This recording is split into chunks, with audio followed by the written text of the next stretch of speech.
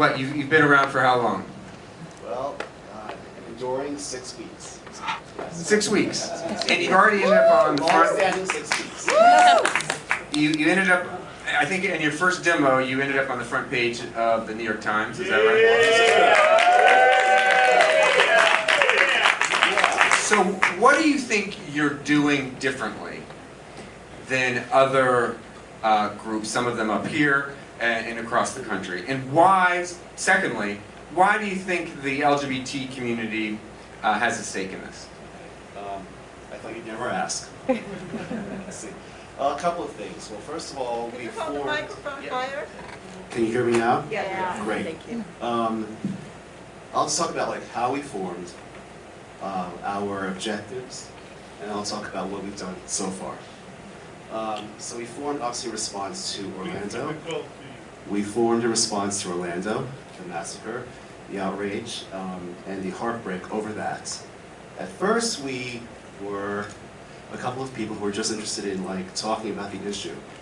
We decided to rent a room at the Lesbian Community Center, LGBT Center, and 120 people showed up. And that spoke to us like in a very profound way. So after that, we got to work. Corey Johnson gave us his space in the Gay Pride Parade. Thank you, Corey. And we felt that we had to actually respond in a significant way.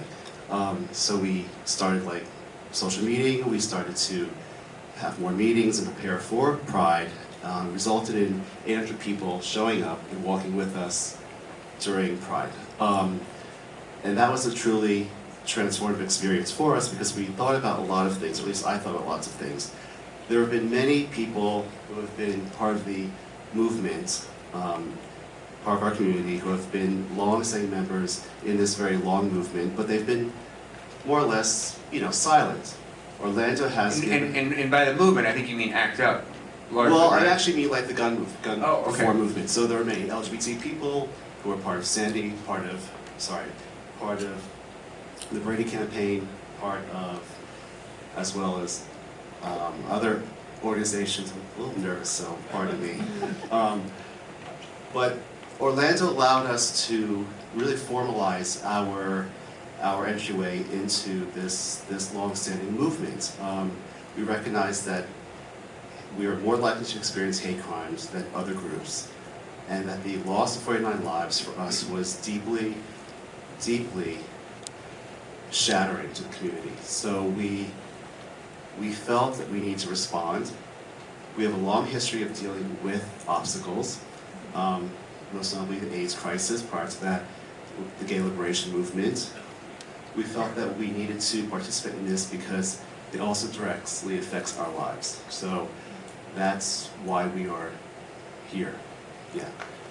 And so what are some of the tactics that you have learned in ACT UP and other organized advocacy roles that you're bringing to GAG and to the anti-gun movement? Right, so we are bringing direct action. We are going to the streets. We are agitating people. We are naming, blaming, and shaming them. We're holding people accountable for their actions. So people are not going unnoticed. We're calling out politicians. We're calling out gun companies. We're calling out the NRA. We're performing die-ins in the streets. We are mobilizing. We are actually very active in social media. We are hopefully inspiring other people to participate and feel empowered to actually join us. So we are agitating in a way that other agencies do not. And we are not about being polite. We're not about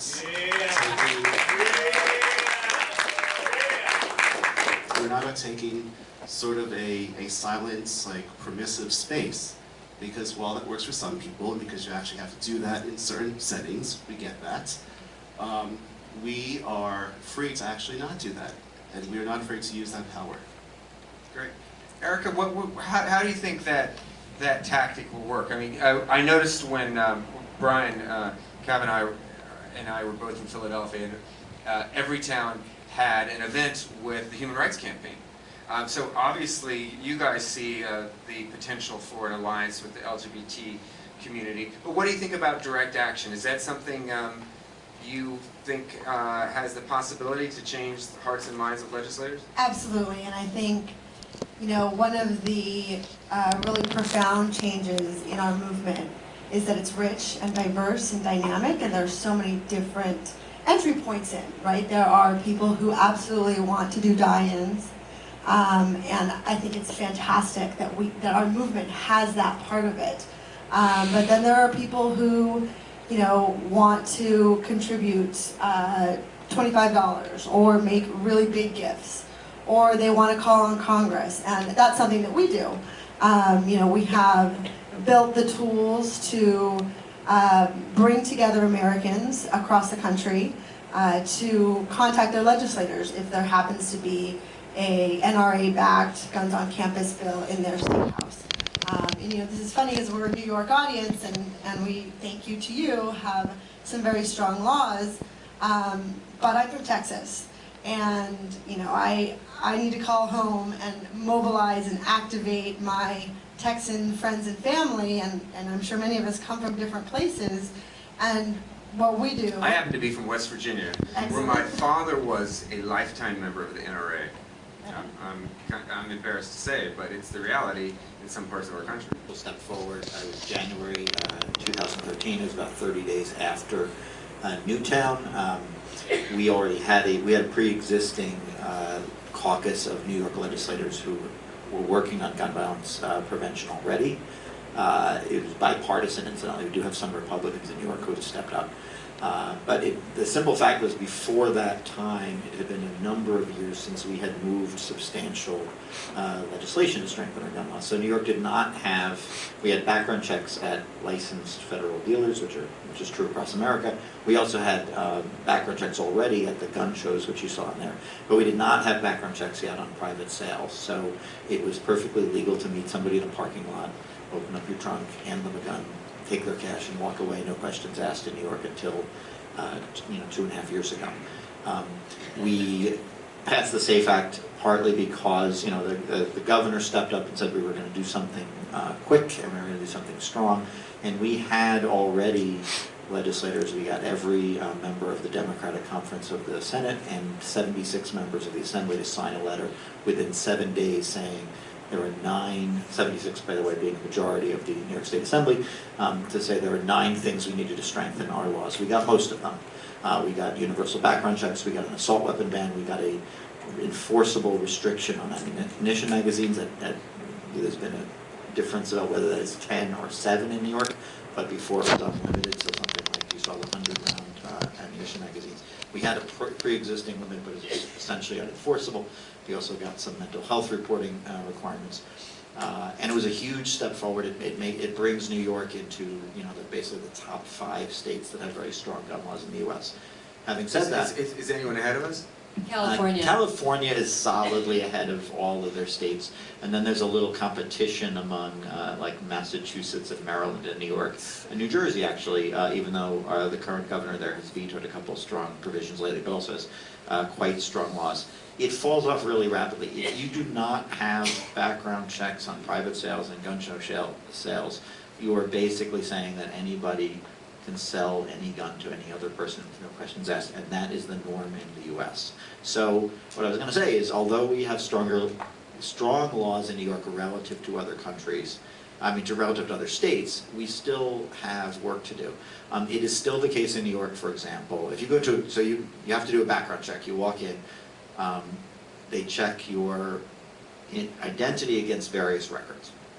And in some cases, there's no hit at all, meaning you're not on any list of, because you've committed certain crimes, or you've had certain mental health situations that cause you to be on a list where they can't sell you a gun. If you're on no list at all, there's no match, they can sell you the gun immediately. If, and you saw some talk about the waiting period during the film. If you're on one of those lists, definitively, they ban you from selling a gun. If it's unclear whether you were the person on that list, they have to wait 3 days. And after 3 days, if it's still unclear, you may well be the violent felon who is prohibited from selling guns, but the name isn't quite the same. The store is then permitted to sell you the gun. And that is true in federal law, and it is true in almost every state. So that's just one example, but we have a number of ways. We don't have a statewide safe storage law in New York that requires people to store their guns safely. So you end up with a lot of unnecessary death among kids that find guns, among suicides, and so we have a lot of work to do here in New York State. But having said that, really, compared to other places in the country, we've really come a long way. California to set up a gun violence research center. Why can't we do that in New York? For SUNY? Tell Governor Cuomo that Brian, why can't we do that in New York? The answer is we're working We on can it. do that. You will be hearing, the state budget comes out at the end of the calendar year, the beginning of the next year. My colleague, Matt Titone of Staten Island and some others have been working on that. And the goal, there's a couple of, I work here in New York State, and I also chair a 50-state coalition of legislators working around the country. There are legislators in a number of states who are working on this. Again, California's taken the lead, as they have in many areas. There's also a lot more private funding at Johns Hopkins and some other schools, partly because of through the good graces of our former mayor, Mike Bloomberg. But He gives a hell of a convention speech. That guy can make a speech. But it's important that we continue to understand the problem, to understand what works, and a lot of us are working on making sure government at the state level steps up and steps in with the CDC. However, notwithstanding that, I mean, there are some very, very big, like what Leah said earlier, like there are too many guns that are too easy to get, and that results in much higher levels of gun violence than are necessary. So on the one hand, we want to study the fine points, we want to document that certain policies will work more effectively. On the other hand, we want to also step forward and restrict access to guns. Brad, you that's asked actually how I see it. you asked about Congress. Do you want to talk about Congress? Yes, well, yeah, I do. I just want to follow up with Brian on one point and ask his perspective from Albany.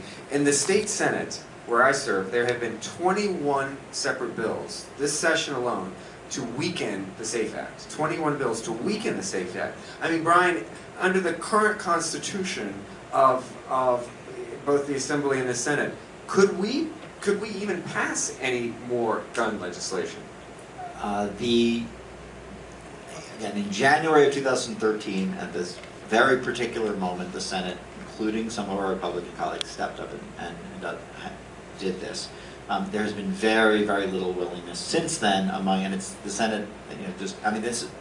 We're politicians. We wear partisan hats as well as working as in government. I mostly do this on a nonpartisan basis. I run these coalitions, but this is in the Senate. The Senate is controlled currently by some Republicans. It is very closely held, and there's an election in a few months.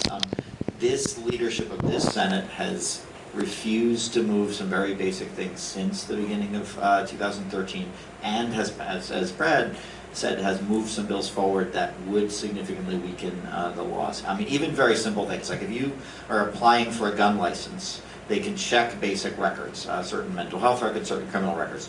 If you're from out of state, and you come into New York and you're seeking a gun license, they can't get your records from out of state because there are privacy laws. So that we have a simple bill that says, in order to get a gun license in New York, you have to sign a waiver that will allow them to request the records from the state you're coming from. That is a bill. It passed unanimously in the Assembly, and I was told by a Republican senator that it's just too hot to touch in our House. And so this stuff is political, and it is. You saw a lot. It's not an accident. You saw a lot of Republicans on that screen. There are many Republican voters, a solid majority of Republican voters agree that we should tighten the gun laws. Many Republican politicians in their hearts and their minds agree that we should do something about this problem. But they are captive of a system where the primaries, they worry about primaries where the most radical, most conservative voters are going to step up and put another Republican who's more conservative than them in the seat. And they worry about the massive influence of that gun industry, which has taken over the NRA, which used to be kind of like Senator Hoylman's father's NRA that he became a life member of. Was not the NRA of today. In the mid-90s, it became very much of it. Yeah, you've never met my father. No, well, I'm not your father. The NRA did dramatically change into an organization that is primarily focused on the needs of the industry. They started funneling enormous amounts of industry money. In the mid-90s, the NRA favored background checks. At this point, they favor nothing that reduces their market power. That's a good segue to the theme of the film, which is The revolt money. in Cincinnati. money, and Erika, do you guys analyze how much money the NRA is pumping into congressional races, or are you focused on corporate America being the handmaiden in some instances of the gun lobby? For sure. I mean, they're the bad guy, and you actually, I don't know if you know that you stated the name of one of our research reports, if you're interested in it, is called Not Your Grandfather's NRA, that tells a story that many of us know about the shift that happened. You guys don't support divestment from gun manufacturers, and that to me is a really useful. We have tool. different approaches, and as I said before, I think it takes all.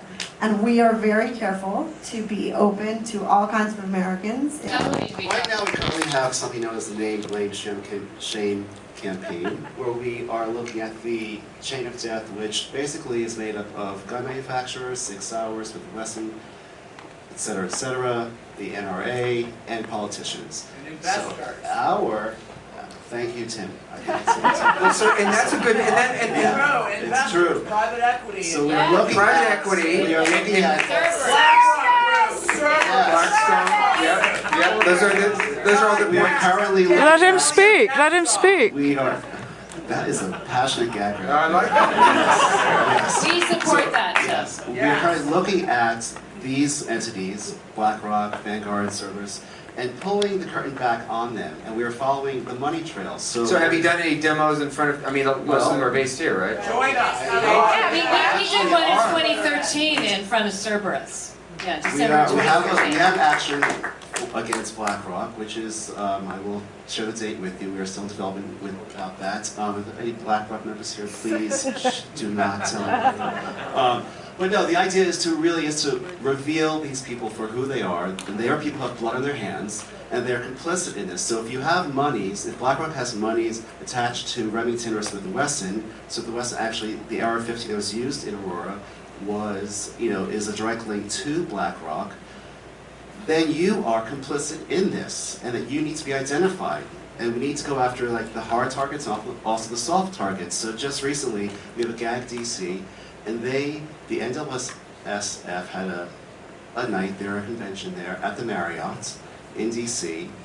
GAG DC paid a visit to the Marriott, and they let the Marriott know that they were not actually happy about them hosting the NWSF there. And so if they That's the wanted National to... Shooting Sports Foundation, which Oh. is the trade industry for the gun industry. And equally, they also give as much money as the NRA does to, they are also lobbyists, much like GOA, the Gun Owners of America. So there are a lot of people out there. The NRA actually is a shiny bulb in the window, or our gaze is attached to the NRA, as it should be, but there are other lobbyists out there who also are worthy of our attention and need to be called out. So, The NRA has a Tea Party problem, and you just cited the Tea Party, GOA. They are being pulled to the right, and the Although NRA in is out here. Kansas, which is where I'm from, a congressperson. We are from some sorry places up here. We are. I'm only admitting it to you guys, right? I'm from Staten Island. But At least it's New York City, that's all I gotta say. The right of center candidate, the primary, defeated the Tea Party guy in Kansas. So it can happen. So there's starting to be a swing, a shift away from these extremists because So, crazy. John, are you also looking at, in addition to the investors, what about the corporations? I went to a GAG meeting, sat very obedient, quietly in the back, but it was great. It was full of energy and Please come excitement. back. And I just want to thank you for that. But someone was mentioning like MasterCard, Visa, Hertz. A lot of these corporate partners of the National Rifle Association, are you looking at them? yeah, well, if the trail leads to MasterCard or Hertz or even Disney, yes, we are going to call them out. And the reason why I reference Disney is because Disney is hosting Eagle Eddies. Like, do you know what Eagle Eddies is? Eagle Eddies is the NRA's like youth culture. Eddie Eagle is the youth culture program where they promote gun ownership and they Safety for kids. Oh. for kids. Yeah. There's also Did you see the community- Samantha Bee riff on this? It's hilarious. You should Google Samantha Bee, Eddie the Eagle. She's looking for an Eddie the Eagle Oh, really? costume. Okay. Oh, you haven't seen it? Oh, No. it's great. Okay, please send it to me. And they're retiring him, but then they're bringing him back because then she did this. Anyway, it's hilarious. is. So Disney It's totally is ineffective, hosting by the way. this, this group, and I feel that, Disneyland is, is owed a visit by GAG because they have to be called out for partnering. And so whether it's Disney or MasterCard or whoever, or I don't know, Bradley Cooper, you are actually going to, we feel that those people need to be called out and held accountable. There are no bones about it. We know that there are the gray areas that people have in terms of the arguments and is this a First, Second Amendment? Like, is it taking our guns and the government is trying to really squash our rights? We understand those arguments, but really when it comes down to it, it is about, are you wanting to save lives or are you supporting death? And that's really what it's about. And so if you are giving money towards that, if you're giving money towards the production of guns, supporting politicians who are in the pocket of the NRA, you are committing to death. And so that's how we see it. And those people need to be identified. The employee retirement scheme is one of the 5 public pension funds the city has. And the teachers have already divested from gun stocks. But what NYSers did, because Tish has a seat on the board, is they actually unloaded the retailers who sell guns. Cabela's, Walmart, Dick's Sporting Goods. That, to me, gets at the nub of what you were saying. The people who actually sell guns, they're licensed dealers, but the fact that they sell guns for an industry that is so craven and immoral, that refuses to reform its practices to be a responsible corporate citizen and follow federal law, I think that's the way to go. You put pressure on the retailers, and to me that was huge. So Leah, there was a part of the SAFE Act that I know you were commenting on regarding the database on ammunition. Background checks. What's the status? Could you Yeah, describe what that was and what's the status of that? I mean, that was a big part of the New York SAFE Act, is to have a point-of-sale background check system when you buy ammunition, right? New York would be the first state to have that. Well, that passed in January 2013. Guess what's happened? Nothing. Nothing. Cuomo he signed a memorandum of understanding last July 9th with the Senate Republicans to say that he would not implement a system unless it were fully operational. Duh. Do you need an MOU for that? And it became public, right? And so I was like, well, why did you make it public? Oh, we didn't know the Republicans were going to release that to the press. Yeah, right. So I think it was some kind of backroom deal that he clearly did with the Republican leadership, because the upstate Republicans are screaming like stuck pigs because they don't like the SAFE Act, even though there's nothing remotely controversial about it. No guns are being taken away from anybody. The people, they're upset about the registration for assault weapons. And I think the reason people are upset about that is if you have to actually register your assault weapon, a lot of these people who have these weapons probably couldn't pass a background check. That's why they're upset, right? Let's call a spade for what it is. So Cuomo needs to hear from every one of you that this is not okay. The signature part of the New York SAFE Act he's sitting on and doing nothing to actually push it forward. California, by the way, is stealing a march on New York again. They passed a law requiring a license to purchase ammunition just this past session. Plus, in November, they have a referendum going before the people of California to establish a point-of-sale ammunition background check system. So they're going to be ahead of New York again. And this is a problem, I think.